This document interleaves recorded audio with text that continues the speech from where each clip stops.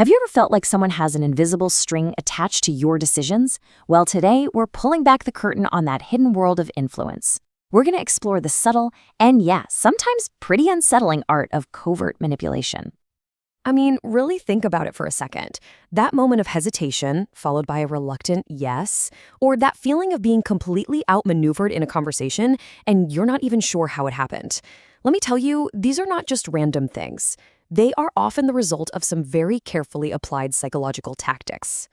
So, here's our game plan for this explainer. First, we're going to define what dark psychology even is. Then, we'll dive into the manipulator's toolkit, the actual methods they use.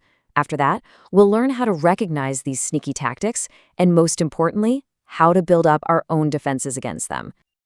Okay, let's start with the absolute fundamentals. What exactly is this kind of shadowy concept we call dark psychology? You see, dark psychology isn't just about simple persuasion. Nope, it's the study of our very human capacity to prey on other people. The core idea here is that this predatory potential isn't some rare, freakish thing. It's actually a part of the human condition, a set of thoughts and feelings that can lead any of us to act against the well-being of the people around us. And this leads to a really challenging idea, that maybe our darker impulses aren't a bug, but a feature of normal human behavior that society is constantly trying to keep in check. It's a pretty provocative thought, right? It frames these tendencies not as monstrous, but as a potential that actually exists in all of us. So while the potential for this kind of behavior might be universal, it's most actively and skillfully used by certain types of people. We're talking about those with clinical diagnoses, like narcissism, sure, but it also includes roles where influence is just part of the job, like politics or sales. And really, it applies to anyone who's operating with a purely self-serving win-lose mentality. Okay, so we've defined the concept. Now let's really get into it and unpack the methods. These are the core strategies you're going to find in any manipulator's toolkit. All right, first up is a classic strategy of mass control. It's called the problem, reaction, solution cycle, and it's shockingly simple and devastatingly effective. So here's how it works in 3 easy steps. First, a problem is intentionally created, or maybe an existing one is just blown way out of proportion. Second, the people behind it just wait. They wait for the public's inevitable reaction, fear, outrage, and a demand for someone to do something. And finally, they step in with their pre-packaged answer, which, of course, just so happens to serve their own hidden agenda. And this quote is a perfect, if chilling, example. You manufacture an economic crisis so that people will accept losing their social rights as a necessary evil. It's a powerful and kind of terrifying way to engineer consent by creating chaos. Now, the next strategy is way more subtle. This one plays the long game. It's called the gradation of changes, and its whole goal is to make the unacceptable seem totally normal over time. You've probably heard the analogy of boiling a frog, right? You drop a frog in boiling water, it jumps out. But if you put it in cool water and slowly turn up the heat, it won't notice until it's too late. Well, this tactic applies that same logic to society.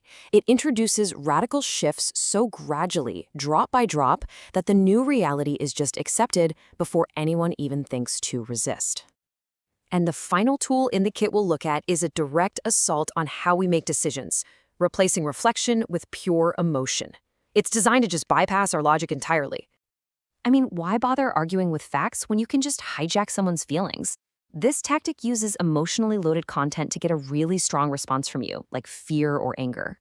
This emotional flood basically short-circuits our rational brain, and that opens up a direct path for the manipulator to implant ideas right into our subconscious with zero critical analysis. All right, so we've seen the tools. Now let's switch gears and focus on detection. Because, the first step in building any defense is learning to tell the difference between ethical influence and its much darker cousin, covert manipulation. And this difference is absolutely crucial. See, ethical persuasion, that's all about a win-win. It always respects a person's freedom to choose. Covert manipulation, on the other hand, is a win-lose game, period. It relies on a hidden agenda to mess with your free will, usually by creating this false sense of trust or connection. Now, to pull off this kind of covert influence, manipulators often draw from a really sophisticated toolkit known as Neuro-Linguistic Programming, or NLP for short. It's basically a field that studies the connection between our thoughts, our language, and our behavior. Now, NLP can definitely be used for positive growth, but in the wrong hands, it's a powerful weapon. For instance, by subtly mirroring your body language, a manipulator can create this instant but totally unearned sense of rapport. Or by anchoring an emotion to a specific word, they can trigger feelings in you on command. These tactics are all designed to influence you beneath the level of your conscious awareness. It's sneaky stuff. Okay, we've defined the problem, we've learned how to recognize it. Now, for the most important part, building our defenses. And this isn't about becoming paranoid, it's about becoming empowered. Your defense starts with 3 foundational steps. First, just acknowledge that manipulation is real and it's common. Awareness is your first shield. Second, educate yourself. Learn the specific tactics so you can actually spot them in the wild.